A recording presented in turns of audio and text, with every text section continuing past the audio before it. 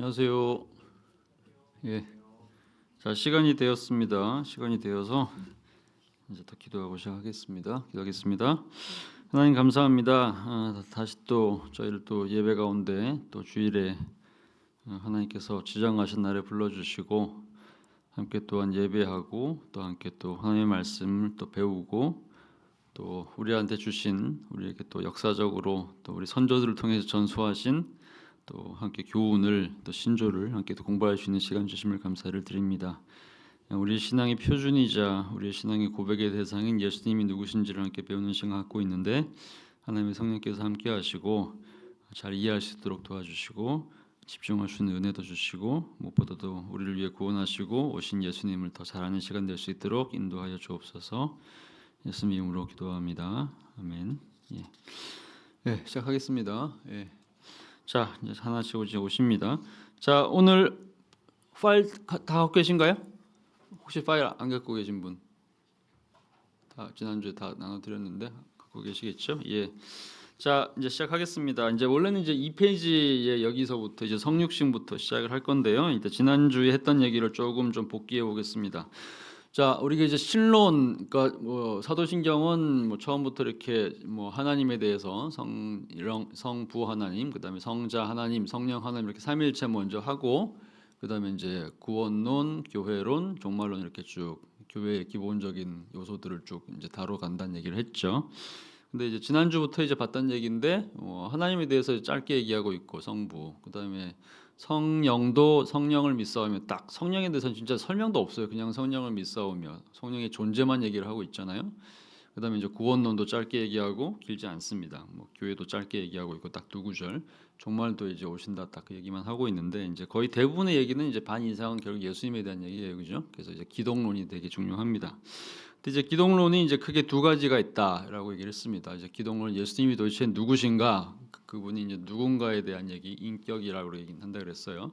뭐 정확하게 이제 우리가 생각할 때 뭐 인격 이렇게 얘기하면 뭐 퍼스널리티 해가지고 뭐 사람의 인격이 좋다, 그분은 성품이 좋아 이럴 때 이제 그런 걸 얘기하는 건 아닌 거고 이제 그리고 또 이제 인격 이렇게 얘기를 하면 그분은 신격은 없고 인격만 있는 건가 이렇게 생각하기 쉬운데 그런 걸 얘기하는 건 아니고 이제 누군가에 대한 얘기를 한다는 얘기죠. 그 누군가에 대한 표현을 그냥 단어로 인격이라는 단어를 쓴 겁니다. 이제 하나 이제 그 얘기를 할 거고 그 다음에 다음부터는 이제 사역에 대한 얘기를 이렇게 하는 거죠. 자, 그래서 이제 지난주에 했던 얘기는 이제 인격에 해당하는 부분이 우리 이렇게 됐죠. 이제 1페이지를 보시면 나는 그의 유일하신 아들 우리 주 예수 그리스도를 믿습니다. 그는 성령으로 잉태되어 동정녀 마리아에게 나시고 우리식 이제 좀 고전적인 사도신경 표현으로는 선능하시는 그 외아들 우리 주 예수 그리스도를 믿사오며 그는 성령으로 잉태하사 동정녀 마리아에게 나시고 여기까지가 인격이라는 얘기를 했죠, 그죠? 그 다음부터 이제 고난 받고 십자가 못 박히고 그 다음에 이제 장사되고 부활하시고 그 다음에 이제 승천하시고 하나님 우편에 앉아 계시고 이건 사역 얘기입니다. 그거는 다음에 할 거고요. 미리 또 말씀드리면 일단 오늘까지 해서 일단 그리스도의 인격에 대한 얘기를 일단 마무리할 거고요. 왜냐하면 지난주에 우리가 유일하신 분이 도대체 뭔가, 아들이라는 게 도대체 뭔가 이런 얘기를 좀 했었죠, 그죠? 그래서 삼위일체의 기초가 되는 내용을 좀 얘기를 좀 했던 겁니다. 오늘까지 해서 인격의 나머지 부분, 그러니까 성육신, 그러니까 이제 지난주에는 이제 아들 얘기를 하면서 그리스도의 신성에 대한 얘기를 했습니다. 이제 동일 본질이라는 얘기를 했어요. 그러니까 하나님과 성부 하나님과 성자 하나님은 본질상 동일하다는 얘기를 했었죠. 그다음에 이제 오늘은 이제 인격 얘기를 할 겁니다. 인성 얘기. 그다음에 다음에는 이제 서양 얘기를 할 건데 다음 주에는 쉬는 거 알고 계시죠? 다음 주에는 이제 제가 쉬는 건 아니고 이제 5주 이제 마지막 주라서 다음 주에 이창주 목사님 하시고 그다음이죠. 6월, 4월인가요? 4월 첫 주에 제가 다시 합니다. 그러니까 이번 달은 5주로 돼 있어가지고 제가 4주 연속으로 하고 마지막 주를 이창주 목사님 하시는 거죠. 자, 어쨌든 그래가지고 이제 지난주에 봤던 것처럼 일단 정리를 하자면 우리가 이제 예수 그리스도는 이제 두 가지 본성을 가지고 있다는 얘기를 했습니다. 하나는 이제 신성, 이거 하나는 인성인데 도대체 신성은 뭐고 인성은 뭐냐? 이제 사람들 사이에서 학자들 사이에서 이제 또 이미 초기 기독교가 형성되는 과정 속에서 성부 하나님이라는 그분, 우리가 알고 있는 하나님 여호와 하나님이 온전한 신이다. 우리가 내내 이제 유일신이라는 개념으로 늘 얘기를 해왔기 때문에 그럼 유일신이라고 한다면 그러면 예수라는 존재는 그보다 못한 존재여야 되는 거 아닌 거냐? 안 그러면 신이 이제 둘이 되는 거니까 성령까지 얘기하면 셋이 되는 거잖아요. 그러니까 이제 이건 이신론, 삼신론으로 가는 거 아니냐라는 생각 때문에 이 하나님을 유일신 하나님을 보존하기 위해서 이제 그리스도를 신으로 오지를 않고 이제 신적 능력이 있긴 하지만 일종의 반인반신적 존재, 그러니까 피조된 존재로 보려는 사람들이 있었다. 그게 아리우스파라였다는 얘기를 했어요. 근데 그건 틀렸다는 얘기를 했습니다. 왜냐하면 성경에서 이분을 하나님으로 얘기를 하고 있기 때문에 우리가 읽은 그 본문에 인가하면 그러면 이제 그렇다고 하면 이제 하나님과 이제 이분의 관계는 어떻게 되는 거냐? 아들 관계다. 피조물은 아닌 거다. 낳다, 태어났다는 얘기를 했잖아요.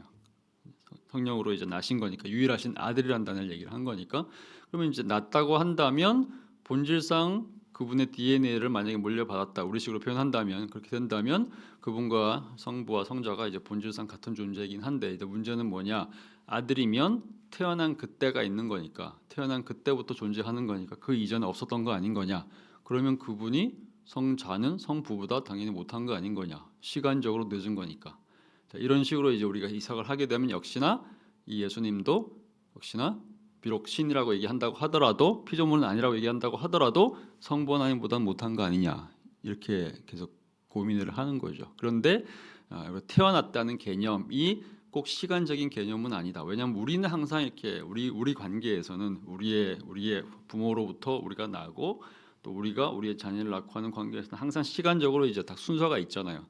그러니까 이제 우리가 없었던 때가 우리 아버지와 우리 사이에는 분명히 시간적 간격이 있고 나와 우리 자녀 사이에도 시간적 간격이 있기 때문에 내가 없을 때고 있고 내 아들이 없을 때도 있죠. 그렇지만 하나님과 이제 예수님과의 관계에서는 그 시간 개념이 이제 우리의 시간 개념을 초월하는 개념이고 시간 자체를 하나님이 창조하신 분이기 때문에 그렇다고 한다면 이제 그 시간이 이제 영원 전이라는 개념.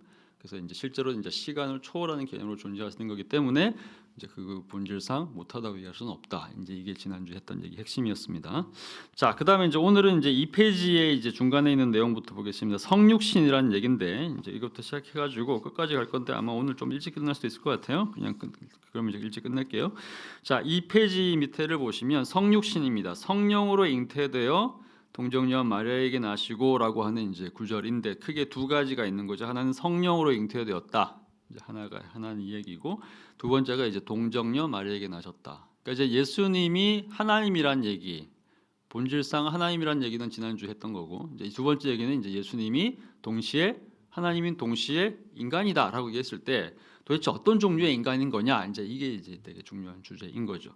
자, 그래서 일단 성령으로 잉태되어서 동정녀 마리아에게 낳았다는 얘기의 핵심은 뭐냐면 이분이 인간으로 이 땅에 왔다는 얘기를 하는 겁니다. 왜냐하면 마리아라는 존재를 통해서 이 땅에 온 거니까 그러면 이 땅에 온 그 존재는 우리랑 같은 그런 인간인 거냐? 우리는 인간인 거 알고 있죠, 그죠? 우리는 육체로 이렇게 엄마의 뱃속을 통해 가지고 소위 이제 자궁을 통과해 가지고 이제 이 땅에 나온 겁니다. 그게 우리 인간인 거죠. 그럼 예수님도 그렇게 나왔을까? 예수님도 그런 식으로 나온 걸까? 그러면 우리랑 똑같은 인간이 맞는 건데, 근데 문제는 뭐냐?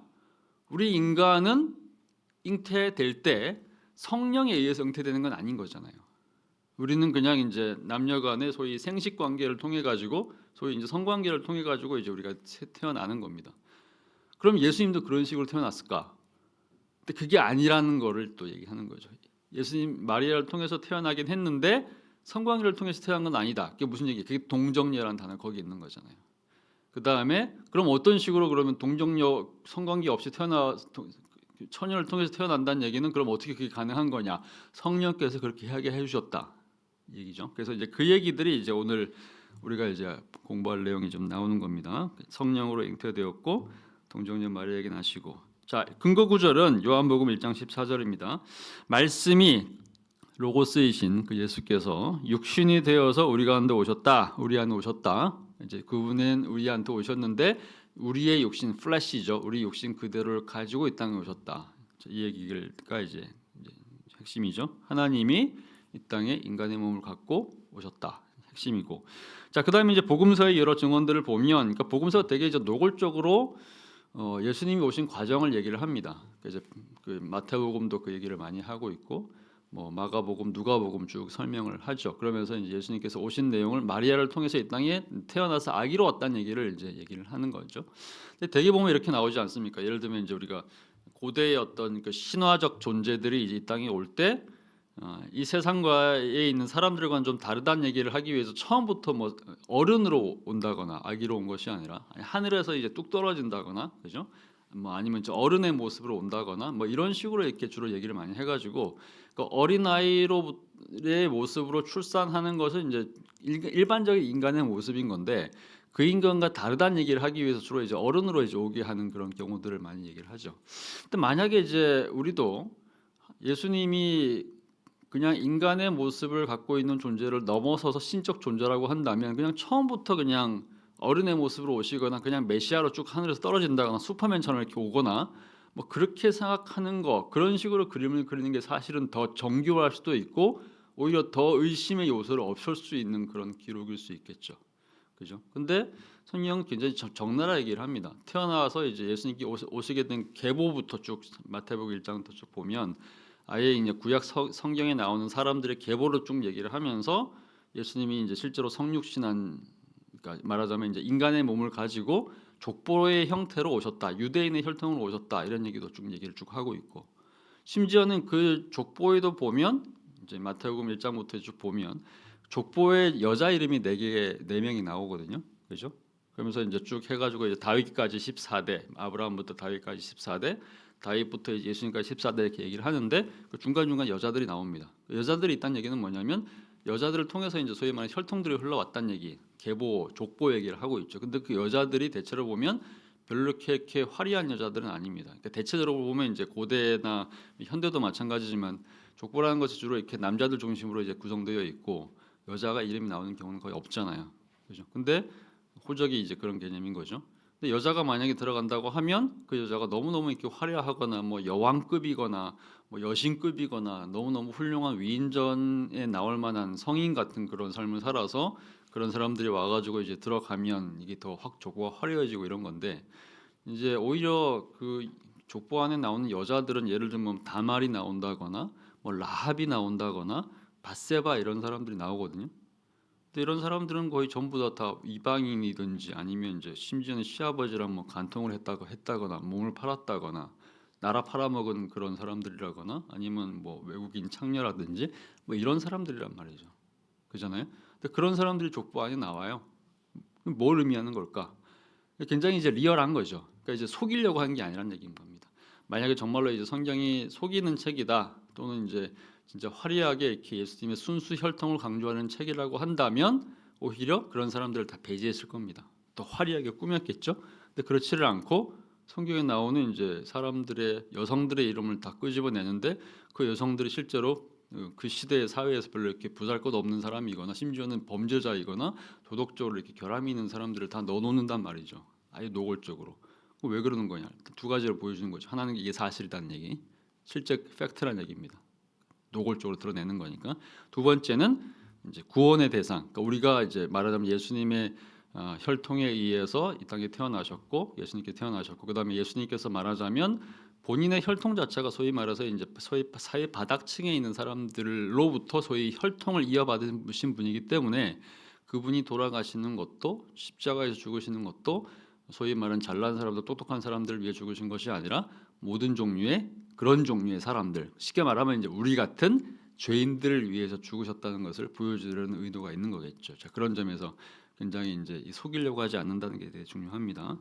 자, 그리고 나서도 일단 마리아를 통해서 태어난 과정들을 쭉 보여주는 건데, 자, 이 당시에 이제 이후에 이제 성경에 나오는 요한복음과 복음서의 여러 이런 증언들이 있음에도 불구하고 이제 우리가 그 하나 예수님이 신성이라는 일을 갖고 있다는 그 주제를 가지고 이단들이 나왔던 것처럼, 왜냐하면 이제 유일신이라는 개념이 부정될까봐 그것을 망가뜨리지 않으려고 예수님을 피조물이라고 얘기를 한다거나 뭐 이런 식으로 얘기했던 것처럼 예수님이 인간의 몸을 입고 오셨다는 이 내용을 설명하기 위해서도 여러 사람들이 여러 이야기를 합니다.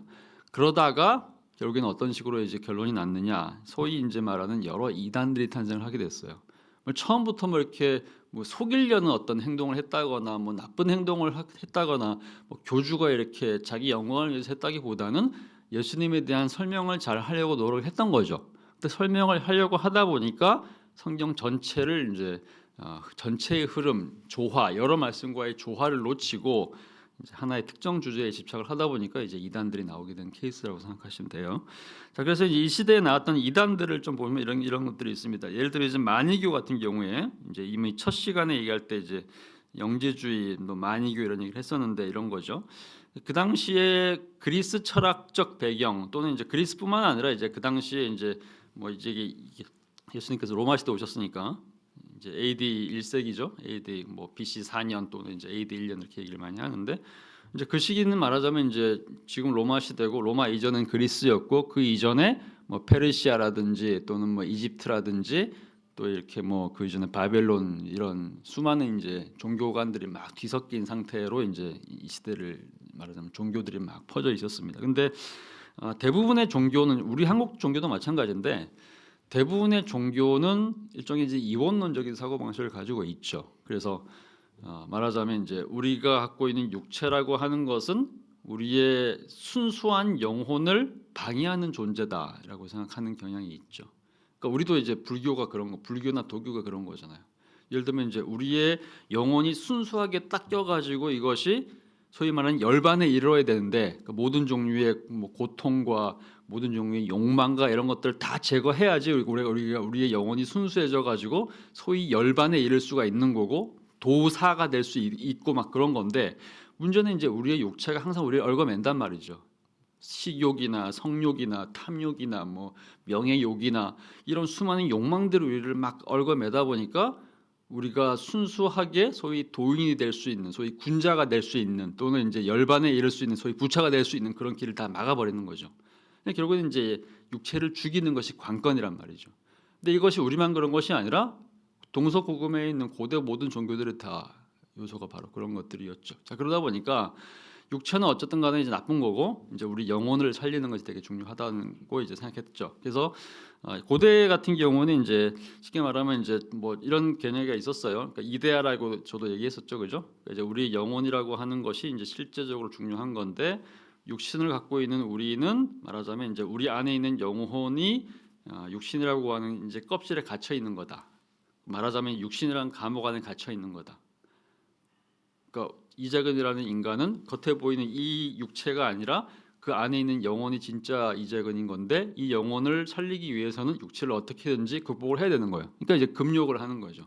그래서 이제 뭐 뼈를 깎는 그런 이제 금욕의 훈련들을 하고 뭐 이렇게 돌을 닦고 이렇게 막 이렇게 거의 뭐 금식과 단식을 하면서 진짜 이렇게 이제 간디가 하는 것처럼 이제 그렇게까지 돼야지 진짜 이제 엄청난 이제 영적인 성장에 이룰 수 있다. 이게 이제 기본적인 사고 방식인 겁니다. 어떻든 간에 육체는 나쁜 거예요.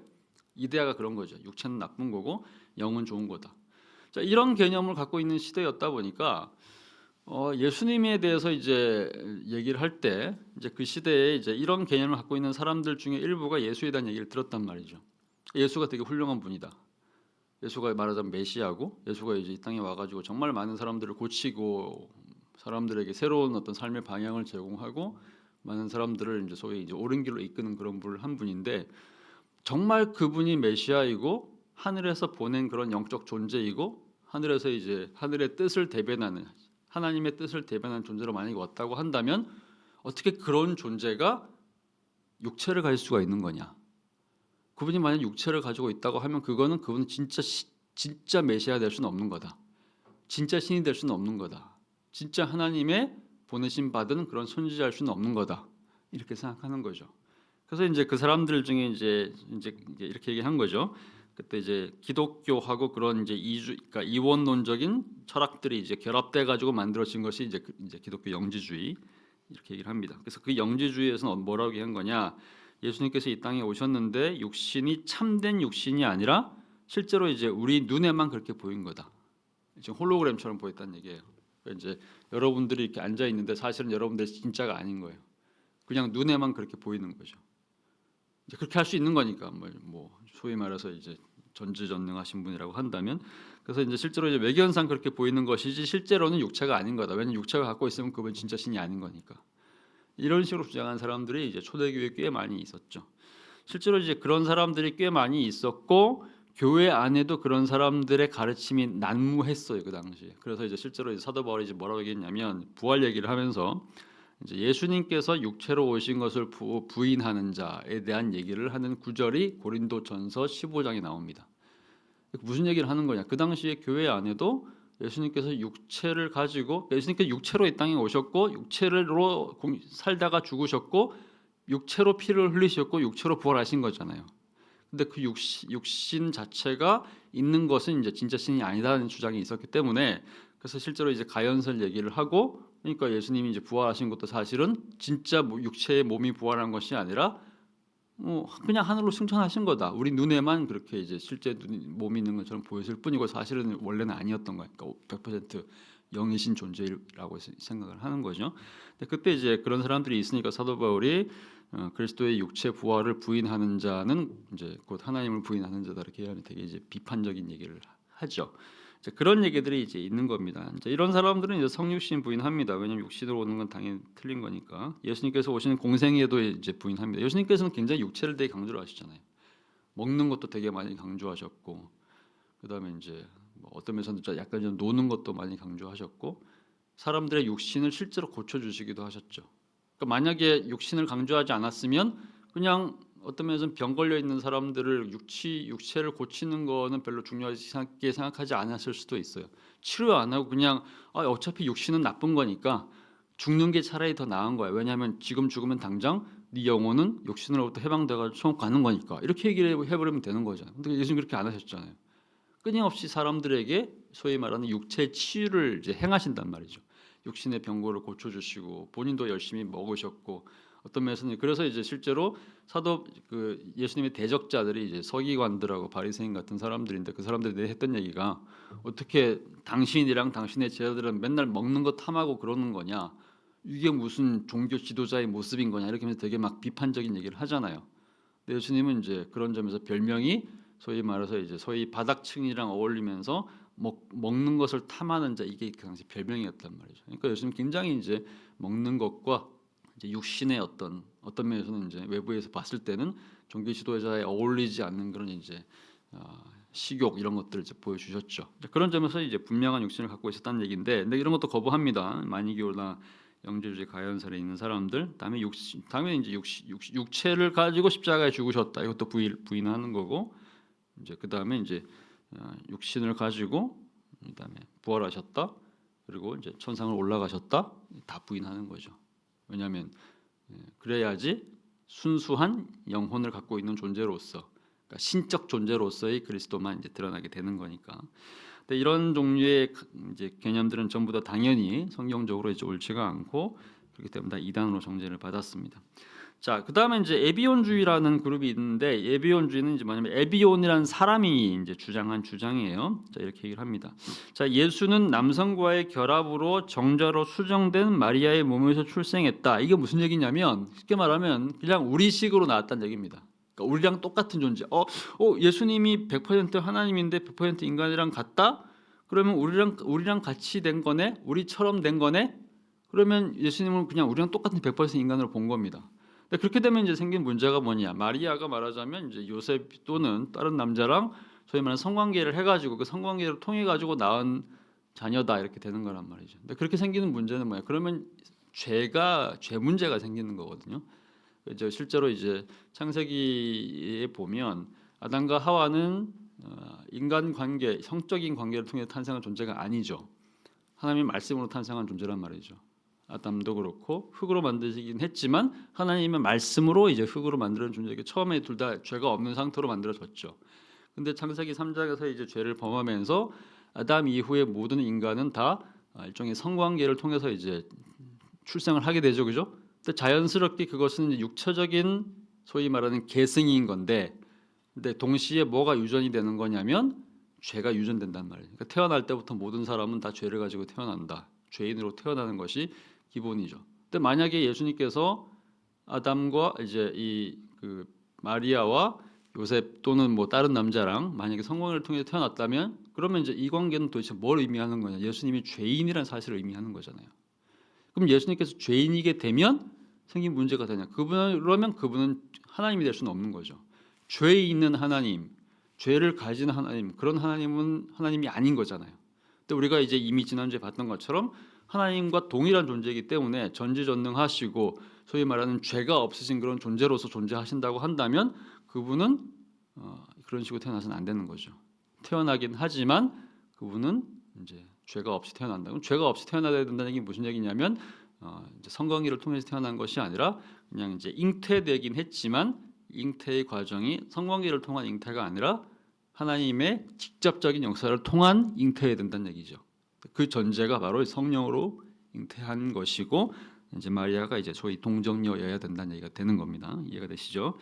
자, 그다음에 이제 발렌티누스라는 사람은 또 이렇게 얘기를 합니다. 아무래도 예수님께서 태어나긴 했는데 그렇다고 해서 인간처럼 똑같이 이렇게 성관계를 통해 태어난 건 아닌 거다. 그러면 좀 다른 방식이어야 되지 않을까? 이렇게 생각한 거예요. 인간적 방식도 아니고 성관계도 아니고 그렇다고 해서 근데 태어나긴 태어났다. 마리아의 몸을 통해서 자궁을 통해서 태어났다. 그러면 이게 좀 다른 방식이어야 돼라고 생각하면서 발렌티우스가 이제 어떤 단어를 썼냐면 소위 이제 통과란 단어를 썼어요. 되게 좀 스스로 좀 고민을 하다가 사용한 단어인 것 같아요.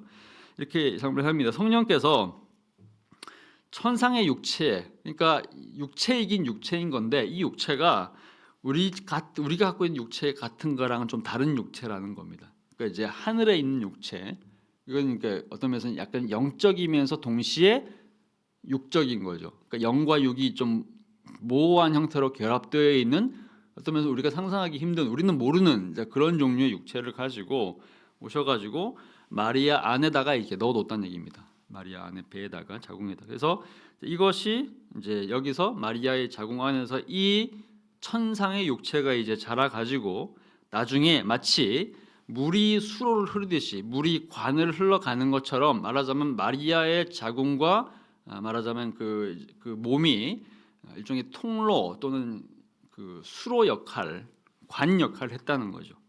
그래서 그리스도의 몸이 태어나셨을 때 이게 마리아의 몸을 통과해서 나온다 이렇게 얘기를 한 겁니다. 나름대로 합리적인 설명을 하려고 했던 거예요. 이해가 되시죠? 죄도 없어요. 태어나긴 태어났는데 문제는 이제 인간이랑 똑같은 형태의 성관계를 통해 태어난 건 아니라고 한다면 이렇게 설명하면 좋지 않을까 생각해가지고 이제 천상의 이제 육체 이런 걸 가져왔죠. 근데 이 개념은 굉장히 성경적인 개념은 아니에요. 왜냐하면 이제 성경에서 이렇게 얘기하고 있지 않기 때문에. 그다음 또 한 가지는 이제 소위 천상의 육체 이런 식의 표현 자체가 굉장히 영지주의적인 또 그리스 철학적인 개념입니다. 로고스 이런 개념을 좀 뒤섞기도 했고 또 아까 얘기했던 것처럼 이제 육체라고 하는 것은 이제 감옥 같은 존재이기 때문에 그와는 다른 이제 영지주의에서 얘기하는 그런 종류의 어떤 영적 존재. 그러면서 이제 이 땅에 이제 육체로 가지고 왔다 이렇게 얘기를 하는 거예요. 그러니까 그런 식으로 와가지고 이제 태어났다 여기 하는데 이 문제는 뭐냐? 이제 마리아에게 나시고라는 단어를 쓰잖아요. 동정녀 마리아에게 나시고 태어났다는 얘기를 쓰죠. 태어난 것이 통과한 거랑은 다른 거죠. 여러분들이 부모님으로부터 낳지 통과해서 나온 게 아니잖아요. 그러니까 나온다고 했을 때는 태어난다고 했을 때는 그 태어나는 것이 통과되는 것은 아니죠. 그죠? 자, 그런 점에서 이제 이 표현은 뭔가 이렇게 합리적인 설명을 하고 그 당시 사람들을 설득하는 것처럼 보이지만 사실은 정확한 표현은 아니다라는 거예요. 그래서 틀렸다는 얘기를 하는 겁니다. 자, 그다음에 이제 아폴리나리우스라는 사람은 또 뭐라고 얘기했느냐? 그러니까 이제 하나님의 그러니까 그리스도가 신성에 있어서는 하나님과 같다 일단 인정했어요. 자, 그런데 인간이 이 땅에 와가지고 인간과 같은 몸을 갖고 있는데 문제는 뭐냐면 죄 문제에선 좀 차이가 있잖아요. 그러니까 마리아를 통해서 태어났다. 태어나가지고 우리랑 똑같이 살다가 때가 되면 이제 돌아가시고 우리처럼 배도 고프시고 화장실도 가시고 잠도 자시고 뭐 때리면 아프고 십자가에 못 박혔을 때 피도 흘리시고 우리랑 똑같은 몸이죠, 그죠? 우리랑 똑같은 몸이란 말이죠. 그런데 문제는 뭐냐? 우리랑 똑같은 몸을 갖고 있는데 100% 우리 똑같은 몸을 갖고 있는데 근데 우리랑 차이는 뭐냐면 그분은 죄가 없는 거잖아요.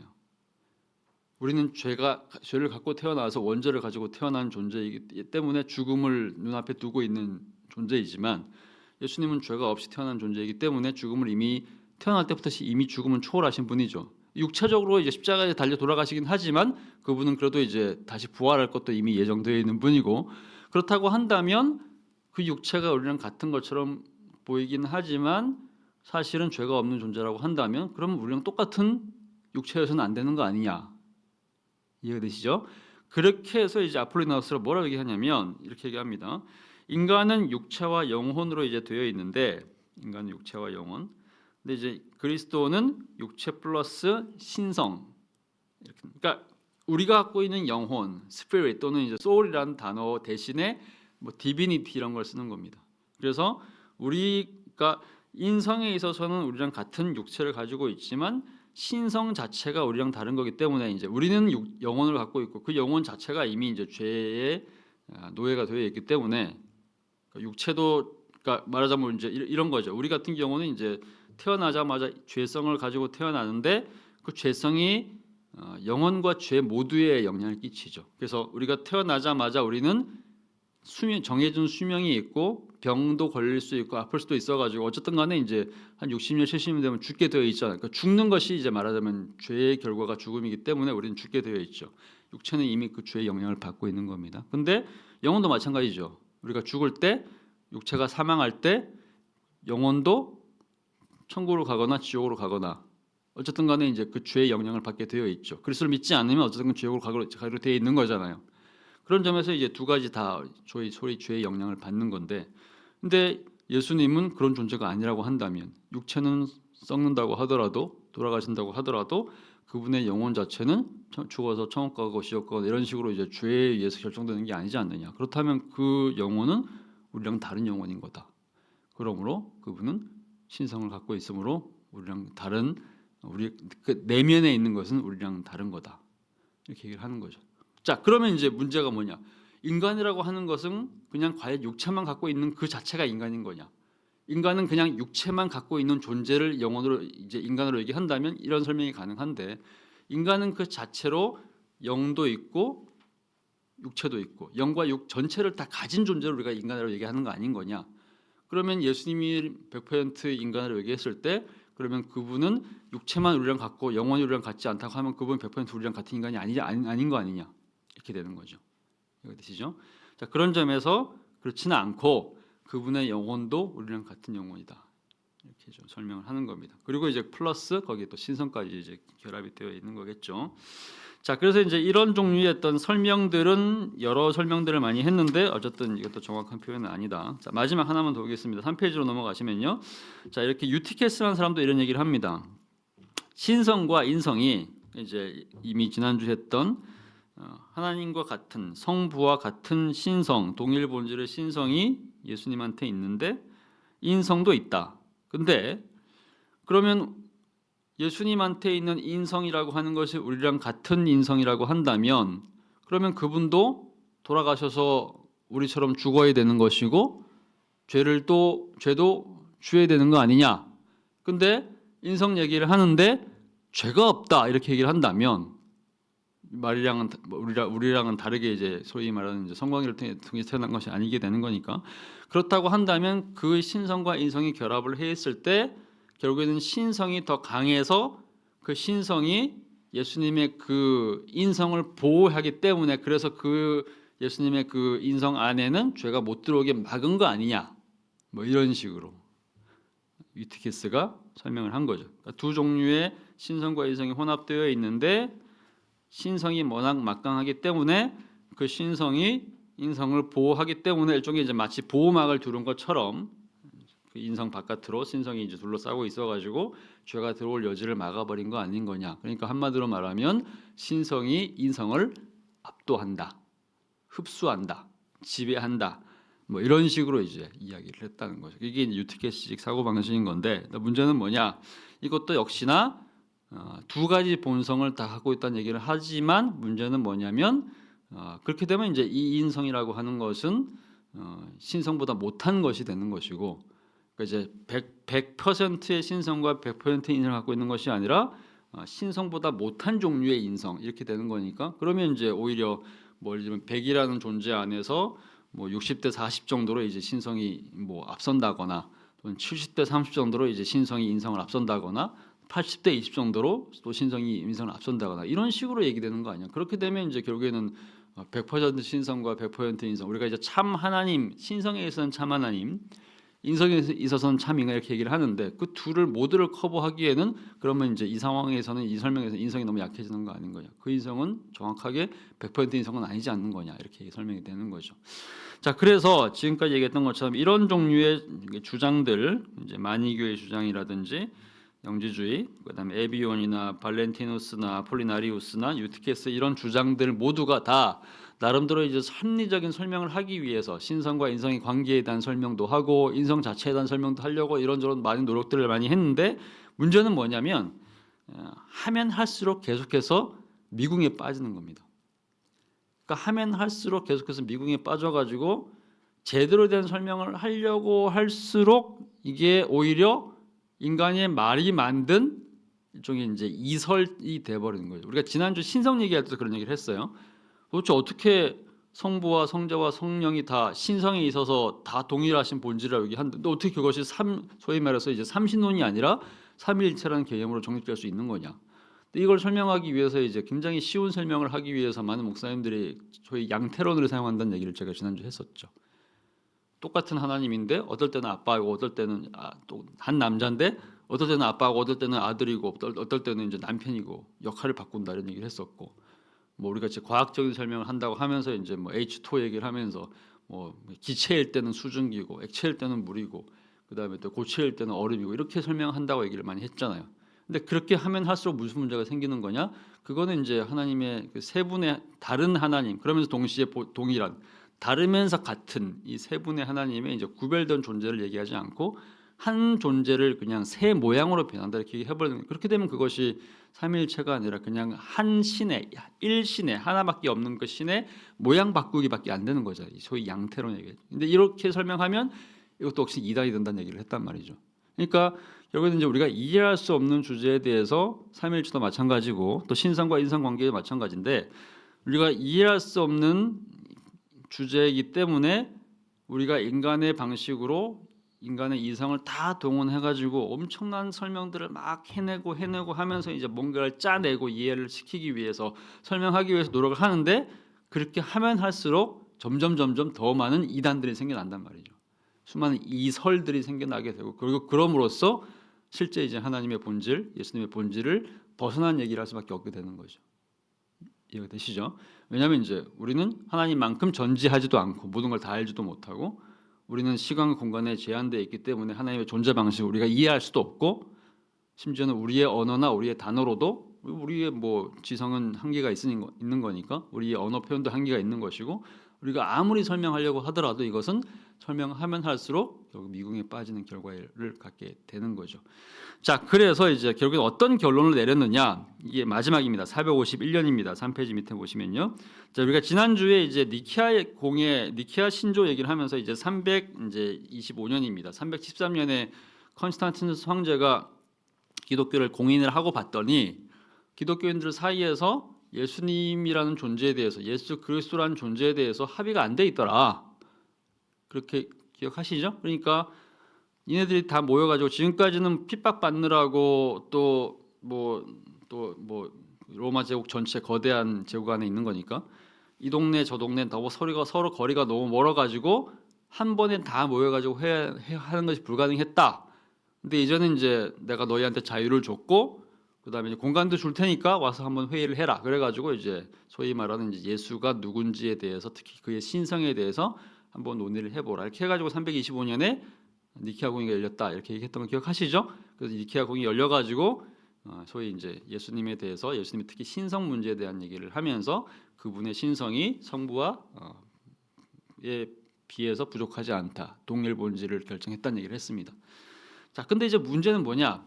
그때 결정한 것은 예수님의 신성에 대해서만 결정을 했어요. 신성에 있어서는 하나님과 똑같다 이 얘기를 한 겁니다. 그 다음부터 이제 중요한 주제는 뭐냐면 예수님의 인성 얘기를 해야 될 거 아닙니까? 근데 금방 얘기했던 것 같은 이런 종류의 주장들이 계속해서 나온 거예요. 근데 이게 제가 한꺼번에 지금 5명에 대한 얘기를 했는데 문제는 뭐냐면 이 한꺼번에 얘기했던 이 5명의 주장이 동시에 나온 게 아니고 이 5명의 주장이 시기별로 나온 겁니다. 30년 단위, 40년 단위, 50년 단위 이렇게 나온 거예요. 그래가지고 무슨 얘기냐면 325년에 니케아 회의에서 신성을 결정을 했는데 그게 1차 회의거든요.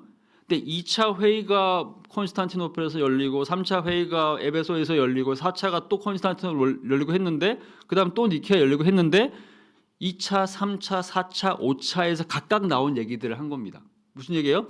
이 모든 것들을 얘기했는데 그때그때마다 이런저런 결정을 내리는데 한 번도 완벽한 결정을 내리지를 못한 겁니다. 왜냐하면 이게 너무너무 어려운 주제였기 때문에. 그러니까 회의를 할 때마다 사람들이 어떤 설명들을 가지고 오는데 그 설명들을 할 때마다 이것을 완벽하게 설명하는 것이 불가능해지고 오히려 설명을 할 때마다 그것이 이단으로 정죄가 되어버리는 일이 생기는 거예요. 왜냐하면 그 설명은 성경의 어떤 부분과는 맞지 않기 때문에 항상 뭔가 결함이 생겼다는 얘기를 하는 겁니다. 자, 그래서 결국에는 어떤 일이 생겼느냐? 451년입니다. 그러니까 니케아 공의가 325년이었어요. 이건 451년이니까 시간이 얼마나 지났죠? 120년이 지난 겁니다. 니케아 공의회에서 신성을 결정하고 난 이후에 드디어 120년이 지나가지고 인성에 대해서도 확정을 하게 되는데 그게 칼케돈입니다. 칼케돈이라는 지역에서 이제 회의를 하면서 확정을 하게 되는데, 그러니까 그리스도의 신성과 인성의 관계에 대해서 설명하고 이것을 확정하는데 120년이 더 걸렸다는 얘기를 하는 겁니다. 이해가 되시죠? 그러니까 여러분들이 지금 사도신경에서 고백하는 이 고백이 400년, 500년 걸려가지고 겨우 나온 고백이에요. 그러니까 예수님을, 그러니까 기독교 신앙이라고 하는 것이 예수님 오시고 난부터 바로 시작된 거 아닌가? 맞아요. 그런데 그 신앙의 통일이 이루어진 게 언제부터냐? 이게 451년이라니까요. 500년 동안은 서로 다른 얘기를 하고 있었어요. 근데 그 정리된 얘기가 이제 여기서 이제 니케아랑 칼케돈에 정리가 됐고, 니케아랑 칼케돈에 정리한 얘기를 사도신경에서 이제 800년 정도 또 좀 더 시간이 지났어요. 이걸 정리해서 이제 우리한테까지 오게 된 거죠. 자, 그럼 칼케돈 도대체 뭐라고 얘기하는 거냐? 자, 지난번에 했던 니케아의 플러스에다가 인성 주제를 연결해가지고 하나 더 얘기하면 이렇게 얘기합니다. 좀 읽어볼게요. 자, 그러므로 이거 마칠 겁니다. 교부들을 따라서 왜 이런 얘기를 하냐면. 교부란 얘기는 이제 어떤 개념이냐면 이제 예수님이 말하자면 이제 우리한테 처음으로 이제 그분이 자신이 누군지 설명해줬죠. 그 다음에 사도들이 있었어요, 그죠? 근데 예수님에 대해서 얘기해준 사람, 근데 그분들이 말하는 성경의 저자들인 겁니다. AD 한 100년 정도까지 성경이 쓰여졌죠. 이게 이제 100년입니다. 근데 문제는 뭐냐면 예수님이 도대체 누군지에 대한 얘기가 100년에 확정되지 않았단 말이죠, 그죠? 그러면 그 이후에 100년 이후에 사도들의 권위를 계승해서 교회를 지킨 사람들, 그 사람들 우리가 뭐라 부르냐? 그 사람들을 교부라고 부릅니다. 교회의 아버지. 근데 그런 사람들을 통해서 추가로 100년 이후에 300년 정도를 더 논의하고 합의를 해가지고 이제 드디어 결론에 이르렀다는 얘기를 하는 겁니다. 이해되시죠? 그래서 쓴 표현이 교부들을 따라서 이렇게 하는 거죠. 그래서 교부들이 모여가지고 회의를 해서 최종적인 합의를 봤다. 모든 사람이 한 분이신 유일한 성자 우리 주 예수 그리스도를 고백하도록 가르친 일의 하나가 되었다. 우리가 드디어 이제 유일하신 성자 하나님의 아들이신 예수님을, 독생자이신 예수님에 대해서 우리가 드디어 얘기할 수 있게 됐다. 우리가 뭐라고 설명할 수 있는 거냐? 그래서 그는 하나님으로서 또한 사람으로서 완전하시고, 그러니까 이렇게 얘기합니다. 하나님으로서도 100%고 인간으로서도 100%다. 여기 되시죠? 실제로 하나님이시고 또 실제로 사람이시고, 그죠? 부분적으로 하나님, 부분적으로 신, 계속해서 논의했던 얘기들입니다. 그거 아니고 부분적으로 신 아니고 부분적으로 인간 아니다. 100% 하나님이고 100% 신이다. 그다음 합리적인 영혼과 몸을 갖고 계시다. 무슨 얘기죠? 인간이, 그러니까 이것도 얘기했었죠. 인간이 인성 얘기를 하면서 그분의 인성은 우리 인성이랑 다른 거다. 그러니까 그분은 신성과 인성을 갖고 있기 때문에 육체는 우리랑 같지만 영혼은 우리랑 다르다 이렇게 얘기했던 사람이 있었죠. 근데 그게 아니고 영혼도 몸도 다 우리랑 똑같다 얘기를 한 겁니다. 자, 신성에 대한 얘기합니다. 신성에 대해서는 성부와 동일하다. 동일한 본질을 타고나셨고, 지난주에 했던 얘기입니다. 인성에 있어서는 모든 면에서 우리랑 같다. 그죠? 정확한 얘기죠. 근데 인성에 있어서 우리랑 다른 점은 뭐가 있다? 하나 딱 있다는 얘기죠. 그게 뭐죠? 죄가 없다. 그러니까 신성에 있어서는 똑같이 하나님과 똑같다. 인성에 있어서는 우리랑 똑같다. 근데 문제는 뭐냐? 신성은 우리랑 같으신데 죄는 없다. 이게 항상 문제가 됐던 거잖아요. 그렇다고 한다면 죄가 없다고 하면 우리랑 같지 않은 건데 이렇게 생각되는 거죠. 근데 이제 이걸 설명하는 겁니다. 시간이 시작하기 전에 그분은 신성은 성부에게서 독생하셨고, 그러니까 이제 영원 전에 성부로부터 신성이 났다, 태어났다, 만들어진 게 아니란 얘기죠. 창조된 게 아니고 피조된 것이 아니라 태어났다. 이 인성은 우리의 본질을 타고났다. 근데 그 인성에 있어서 우리랑 같지만 죄가 없다.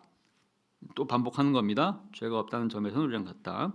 죄가 없다는 점 제외하고는 우리랑 같다. 시간이 시작하기 전에 영원 전에 신성은 성부에게서 독생하셨고, 그리고 지금 마지막 날 지금 현재에 와서는 우리와 우리의 구원을 위하여 그분이 원래는 영원 전부터 계셨던 신성이었던 하나님이셨는데 우리를 구원하기 위해서 마리아의 때에 동정녀인 마리아에게 나셨는데 그분의 인성은 마리아를 통해서 온 것이다. 그러므로 이제 마리아가 낳은 이 존재는 단순하게 인간이 아니라 하나님이신 분이라는 얘기죠. 그래서 이제 하나님의 어머니 예수님 마리아 얘기를 한 겁니다. 자, 우리는 이 한 분의 유일하신 그리스도 성자 두 가지 본성을 타고나신 독생자를 인정하고 이 두 가지 본성이 혼돈되거나 한 본성이 다른 본성으로 변하거나 두 다른 분리된 범주로 갈라지거나 양성의 영역과 기능에 따라 대립하지 않는다는 것을 인정. 이게 무슨 얘기냐면 이런 겁니다. 그러니까 이게 무슨 얘기냐면 이 인성과 신성 관계를 설명하기 위해서 어떤 사람은 이 두 개의 본성이 아까 아폴리나우 뉴티케스 그런 얘기를 했어요. 흡수된다. 신성이 그러니까 그러니까 인성이랑 똑같은데 죄가 없게 만들기 위해서 신성이 인성을 압도한다. 또는 흡수한다는 단어를 썼죠. 근데 그렇게 되면 인성이 진짜 인성이 우리랑 똑같은 인성이 아니게 된단 말이죠. 그죠? 그러니까 이제 이걸 설명하기 위해서 어떤 사람은 흡수된다는 표현을 썼고 어떤 사람들은 혼합된다는 표현을 썼고 어떤 사람은 변한다는 얘기를 썼고 어떤 사람은 갈라진다는 얘기를 썼어요. 그리고 어떤 사람은 대립한다는 얘기를 썼습니다. 이게 각자 수많은 학자들이 했다는 얘기죠. 근데 문제는 뭐냐? 이렇게 하면 대립도 문제가 되고 왜냐하면 이제 같이 있는 것이 대립하면 갈라지는 거니까 분리된다, 분할한다 이것도 혹시 갈라지는 거죠. 흡수한다 그러면 인성이 더 높다는 얘기고 그 다음에 이제 반대로 또 인성이 더 높 이렇게 되는 거니까 이런 종류의 설명들을 수많은 학자들이 지난 300년 동안 해왔는데 이렇게 설명해도 문제고 저렇게 설명해도 문제고 그러니까 지금까지 설명했던 수많은 설명들 하나하나들이 있었는데 이 모든 것들이 전부 다 아니다라고 얘기하는 것이 결론이에요. 그럼 어떻게 된 거냐? 그 설명을 하려고 하면 또 어떤 문제가 생기는 거죠. 또 뭔가 문제가 생겨요. 그래서 최종적인 칼케돈의 결론은 뭐냐면 일종의 부정어를 가지고 설명을 하는 겁니다. 우리가 설명할 수 있는 것은 아니다라는 얘기는 할 수 있다는 얘기입니다. 분리도 아니고 분할도 아니고 흡수도 아니고 뭐 통일도 아니고 대립도 아니고 변화도 아니고 왜냐하면 이 모든 것들이 다 틀린 거기 때문에 결론적으로 할 수 있는 얘기는 이것이 아니다라는 얘기로 이제 끝을 내는 거예요. 왜냐하면 그 이상 또 설명을 하려고 하면 또 무슨 일이 생기냐면 또 뭔가 문제가 생기기 때문에 그래서 결국에 이제 칼케돈의 결론은 뭐냐면 우리는 이해할 수 없기 때문에 우리는 아닌 것까지만 얘기할 수밖에 없어요. 그 이상은 얘기 못 하겠어요. 다만 우리가 아는 것은 그냥 일종의 이것은 더 이상은 그러니까 말하자면 이제 성경이 가는 곳까지만 가고 더 이상은 가지 않겠다는 얘기를 하는 거죠. 성경이 선언하는 것까지만 하는 거니까 말하자면 일종의 이제 신앙 고백으로만 끝을 내고 그 이상의 설명은 우리가 안 하려고 합니다. 왜냐하면 우리가 아닌 것은 얘기할 수 있지만 뭐라고 얘기하는 순간 문제가 생기기 때문에 우리는 신앙 고백으로서 아닌 것만 얘기를 하고 나머지 부분은 신앙 고백으로서 놓아두겠습니다라고 선언을 하는 거죠. 이해가 되세요? 결국 이제 사실 우리가 제가 계속 이해가 되세요라고 물어보는데 사실 우리가 이해되는 건 사실 아닐 수도 있어요. 왜냐하면 우리가 이해한다고 생각하는 순간 사실은 그 이해가 사실은 진짜랑은 다른 걸 수도 있어요. 그래서 그냥 우리가 아는 그러니까 이해하는 안다. 우리 이해하는 한계가 있다는 것을 일단 인정하는 것도 되게 중요하겠죠. 자, 그래서 각각의 특징은 이제 연합을 해 있는데 그러니까 무효가 되지 않는다. 그러니까 이제 두 개가 연합을 했다고 해서 인성이 사라지거나 신성이 사라지거나 하는 것이 아니라 둘이 똑같이 있다는 겁니다. 각성의 고유성이 보존되고 두 개의 성질이 한 품성과 한 자질로 일치를 이루는데 양성은 갈라지거나 분리될 수도 없고 오직 합해서 하나님의 한 분이시며 유일하신 독생자하신 예수 그리스도가 되셨다 이렇게 얘기를 합니다. 근데 옛 예언자들, 그러니까 이제 예수님이 오시기 이전에 이미 예언자들도 이렇게 구약에서 예언을 했고, 예수님께서 오셔서 스스로도 우리에게 그렇게 가르치셨고, 그다음에 그 이후에 예수님의 제자들이었던 사도들과 그 이후의 교부들도 우리에게 이렇게 가르치기 때문에 우리는 최대한으로 할 수 있는 거는 여기까지만 얘기를 하겠다, 이렇게 얘기를 하고 끝내는 겁니다. 왜냐하면 이제 이것이 그래서 이제 완벽한 합리적인 설명 이런 것이 아니고 이제 그래서 결국에 신조라고 하는 거죠. 왜냐하면 그냥 완벽한 설명으로만 해결되는 건 우리가 이것을 그냥 믿음이란 단어를 여기 굳이 쓸 필요가 없을지도 몰라요. 그냥 해설 조항, 뭐 신학 조항 이렇게 쓰면 되잖아요.